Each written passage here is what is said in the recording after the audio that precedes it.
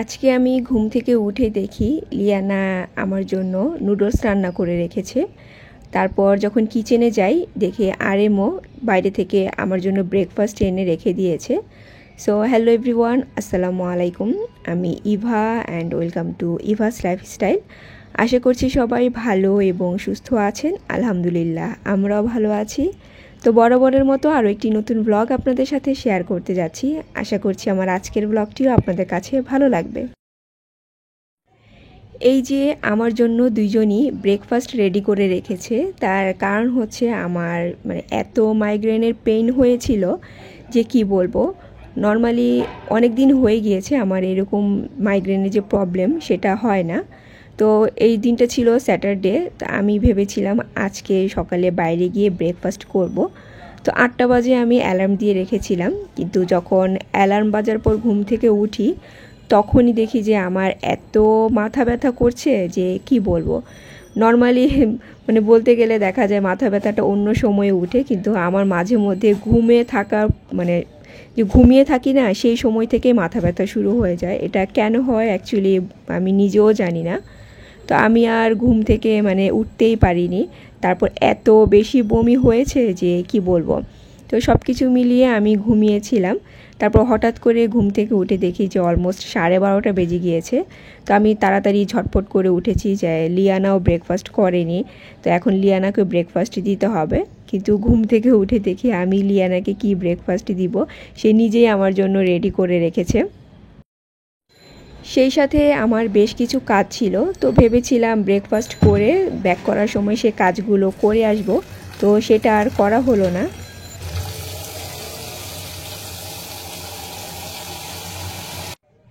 এখন আমি যে বেবি পটেটোগুলো কাটলাম এগুলো কিন্তু খোসা সহই কেটেছি।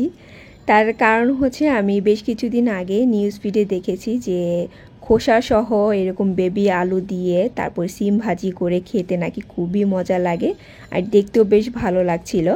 তো ভাবলাম যে কেননা আমিও ট্রাই করে দেখি। তবে আজকে আমি সিম আনিনি, সিমের আমার প্রচুর অ্যালার্জি আছে। তো আমি লাউয়ের খোসা দিয়ে এরকম বেবি পটেটো দিয়ে ভাজি করেছি।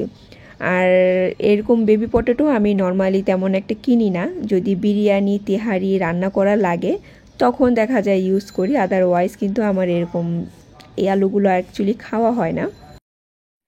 কিছু গ্রোসারি শপিং করেছিলাম, সেগুলোই এখন গুছিয়ে নিচ্ছি। আর এবার আমি আবারও স্বপ্নতে গিয়ে যে এসিআই পিওরের পেঁয়াজু মিক্সটা আছে সেটা পেয়েছি। তো এটাও আমি এক প্যাকেট নিয়ে এসেছি।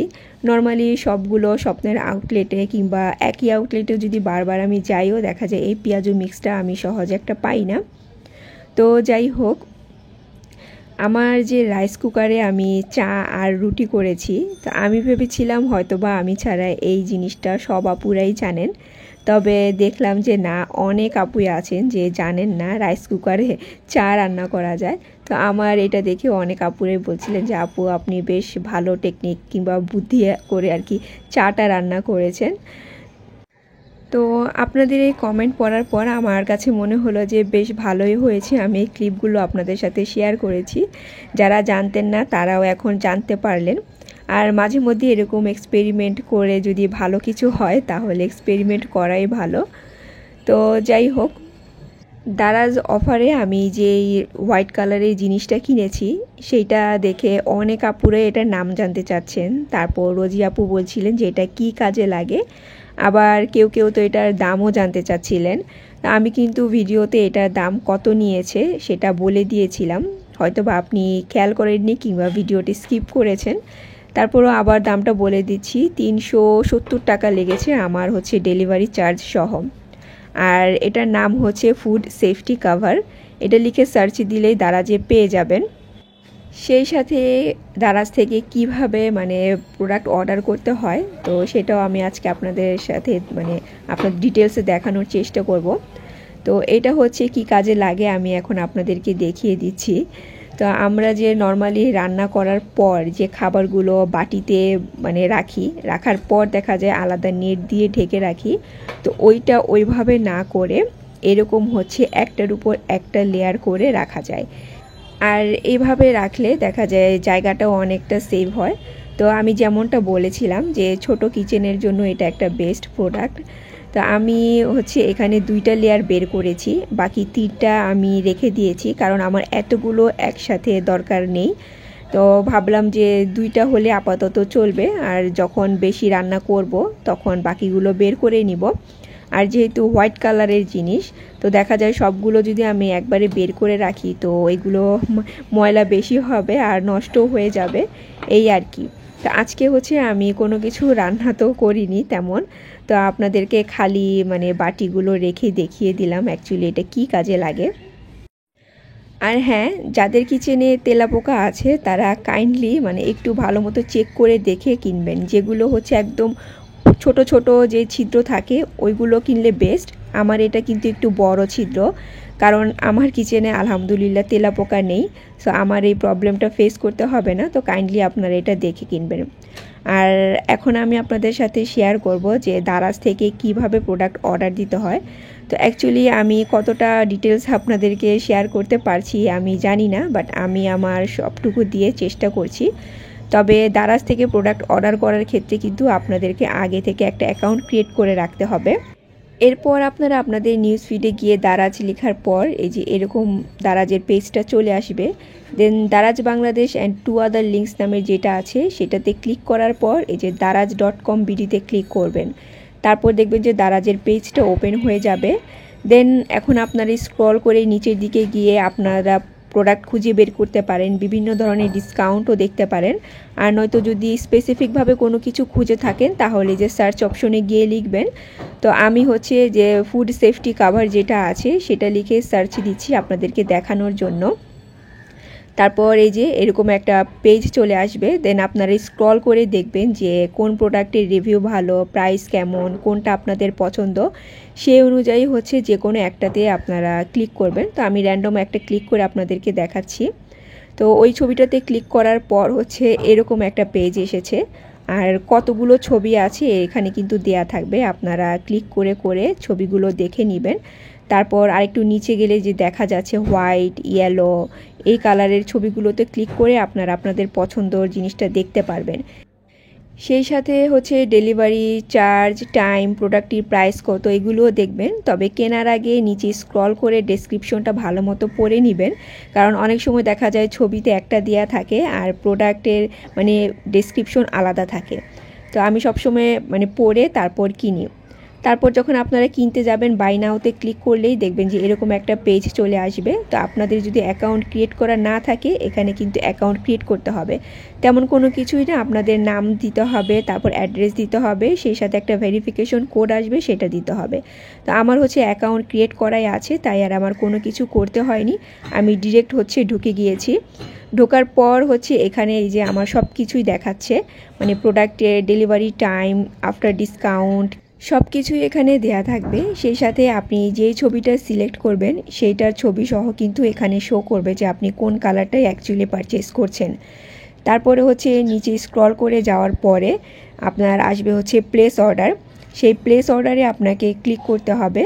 তারপর ক্লিক করার পরে হচ্ছে আপনাকে এরকম পেমেন্ট অপশন আসবে, আপনি নগদে, ক্যাশে কিংবা বিকাশে কোনটার মাধ্যমে পেমেন্ট করতে চাচ্ছেন সেই অপশনটা আসবে। তো আমি সব সময় হচ্ছে ক্যাশ অন ডেলিভারি যেটা সেটা চুজ করি। তো ওইটা দেওয়ার পরই আপনার প্রোডাক্টের যে অর্ডার সেটা কিন্তু কনফার্ম হয়ে যাবে। আর কনফার্ম হওয়ার সাথে সাথে আপনার কাছে একটা মেল চলে আসবে। তো এই তো এইভাবেই হচ্ছে দারাজে প্রোডাক্ট অর্ডার করতে হয়। অ্যাকচুয়ালি আমি জানি না আমি কতটুকু আপনাদের সাথে বুঝিয়ে শেয়ার করতে পেরেছি, কিন্তু আমি চেষ্টা করেছি। আর এভাবে স্ক্রিন রেকর্ড করে কোনো কিছু শেয়ার করা আমি আজ পর্যন্ত করিনি, জাস্ট আপনাদের জন্য আজকে ফার্স্ট টাইম ট্রাই করলাম।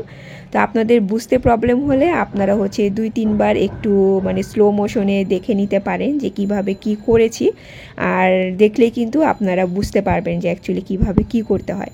আর আমার যেটা দিয়ে আমি ভিডিও এডিট করি সেটার মধ্যে না কোনো কালারের অপশন ছিল না, নয়তো আমি কালার দিয়ে টিক দিয়ে দিয়ে দেখিয়ে দিতাম যে আমি কোনটার পর কোনটাতে গিয়েছি, কিন্তু আমি সাথে সাথে মুখে মুখে বলে দিয়েছি। আপনারা কাইন্ডলি একটু ভালো মতো শুনে চেক করে দেখে নেবেন। অনেক আগেও আমি দারাজ থেকে কিভাবে প্রোডাক্ট অর্ডার করতে হয় এটা নিয়ে বেশ কিছু কমেন্ট পেয়েছিলাম, তো লাস্ট ব্লগেও পেয়েছি। তো ভাবলাম যে আর দেরি না করে দেখিয়েই দেই কিভাবে কি করতে হয়। তো যাই হোক, আমার ফ্রিজের অবস্থাটা নিশ্চয়ই দেখতে পেরেছেন কি অবস্থা, তো কেউ কিছু মনে করবেন না প্লিজ। এই জিনিস হচ্ছে কখনোই গুছিয়ে রাখতে পারি না, এক হচ্ছে ফ্রিজ আর এক হচ্ছে প্যান্ট্রি। যতই গুছাই না কেন 2 দিন 3 দিন পর দেখা যায় আবার সেমভাবে মেসি হয়ে যায়। বিশেষ করে যখন আমি কোনো গ্রোসারি শপিং করে নিয়ে আসি, তারপর সেগুলো হচ্ছে আনার সাথে সাথে আমি প্রপার ওয়েতে গুছিয়ে রাখতে পারি না, কারণ এত বেশি টায়ার্ড লাগে। তো মনে হয় যে একটু পর গুছিয়ে রাখবো, আপাতত এভাবেই রাখি। তো ওই সময়টাই দেখা যায় যে এরকম এলোমেলো হয়ে যায়। তো আমার ফ্রিজটা আবারও ক্লিন করতে হবে। আচ্ছা, আমার কাছে বেশ কিছু আপু যে সালাদ ড্রেসিংটা আছে সেইটা দেখতে চাচ্ছিলেন। আই এম এক্সট্রিমলি সরি, আমি কমেন্ট পড়ার সাথে সাথেই ভেবেছিলাম আমি আপনাদের জন্য সালাদ ড্রেসিংয়ের একটু ক্লিপ নিব, মানে কোনটা আমি ইউজ করি, কিন্তু আমি সেটা ভুলে গিয়েছি। এখন আমার ভয়েস দেওয়ার সময় মনে পড়েছে, তো আমি ক্লিপটার অ্যাড করতে পারলাম না। নেক্সট ব্লগে আমি চেষ্টা করব আপনাদেরকে দেখিয়ে দেওয়ার জন্য। তাছাড়া আমি যে বেশ কিছুদিন আগে RM এর বার্থডে মানে একটা ব্লগ শেয়ার করেছিলাম, সেই সময়ে কিন্তু আমি দেখিয়েছিলাম যে কোন সালাদ ড্রেসিংটা আমি ইউজ করেছি। মানে আমি সেই ড্রেসিং দিয়ে একটা প্রপার সালাদের রেসিপিও শেয়ার করেছিলাম, চাইলে আপনারা সেই ব্লগটাও দেখে নিতে পারেন। তো এখন হচ্ছে আমি একটা ফাঁকিবাজি নাস্তা বানাচ্ছি লিয়ানার স্কুলের জন্য। তো সসেজ বান খেতে কিন্তু বেশ মজা লাগে। তো সসেজ বান হঠাৎ করে বানাতে ইচ্ছে করছিল, কিন্তু সেইটা বানাতে গেলে দেখা যায় পিজার যে ডো সেটা আগে রেডি করতে হয়, তারপর হচ্ছে সসেজ বান বানাতে হয়। তো আমার হাতে এত টাইম ছিল না, আমি কি করলাম রেডিমেড যে বান আছে সেটা কিনে নিয়ে এসেছি। আনার পর তারপর হচ্ছে যে ক্রিমের যে নজল আছে সেই বড় নজলটা দিয়ে আমি এরকম করে কেটে কেটে হোল করে দিয়েছি। তবে এখানে আরও বেশ কিছু হোল করলে ভালো হতো, কিন্তু আমি যে সসেসটা আগে থেকে ভেজে রেখেছি সেটা মানে অত বেশি একটা ভাজিনি, আমি বুঝতে পারিনি যে এতগুলো সসেস এখানে লাগতে পারে। তো সসেসটা কম হওয়ার কারণে এখানে আমার হোলগুলিও কম হয়েছে। তো এখন হচ্ছে আমি এখানে যে সেজওয়ান চাটনি আছে এটা অনেকটা স্পাইসি হয়, মানে সসও বলা যায়, তো সেটা লাগিয়ে নিচ্ছি একটু স্পাইসি করার জন্য। তারপর আমার ঘরে মেয়োনিজ বানানো ছিল, সেই মেয়োনিজটাও দিয়ে দিচ্ছি। আচ্ছা, মেয়োনিজের রেসিপিও হয়তো বা একজন আপু দেখতে চেয়েছিলেন, তো এখন তো আমি মেয়োনিজ বানাচ্ছি না, যখন বানাবো তখন চেষ্টা করব রেসিপিটা রেকর্ড করে রাখার জন্য। তারপর মানে এগুলো দেওয়ার পর আমার কাছে মনে হলো যে একটু স্লাইস চিজও দিয়ে দেই, মানে যতটা আর কি টেস্টি করা যায় আর কি আমি চেষ্টা করছিলাম, কারণ টেস্টি না হলে তো আবার মানে বাচ্চারা খেতে চায় না। আর যেহেতু এটা আমি এর আগে বানাইনি আর আমি নিজেও খাইনি, তো টেস্ট কেমন হবে সেটাও জানি না। তো এখানে স্লাইস চিজ দিয়ে তারপর হচ্ছে আমি যে সসেসগুলো ভেজে রেখেছিলাম সেই সসেসগুলো এখানে দিয়ে দিচ্ছি।